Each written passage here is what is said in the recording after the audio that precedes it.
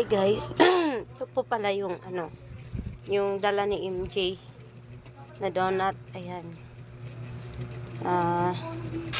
Sobrang tamis niya guys.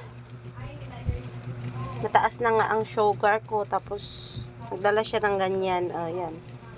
Siyempre, kinain ko na lang din. Pero isa pa lang natikman ko dyan guys. Nagdala siya, pero siya lang din kumakain. Ayan, kasi mahilig siya sa matamis.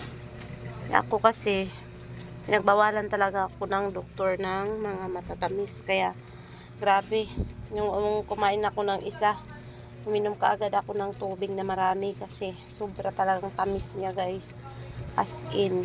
Kaya, kasi birthday ng kaklase niya guys. Tapos, pinadalhan ako guys ng isang box na donut. Ayan. Iba-ibang flavor. Ang kinain ko lang na flavor guys, yung may icing lang.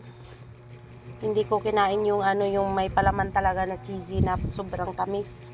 Hindi ko kinain. Kaya ang kumain na lang si MJ. Kaya kasi bawal din naman talaga sa akin to. Lalo na mataas ang sugar ko. Papababa ako ng sugar, tapos ganito yung papakain.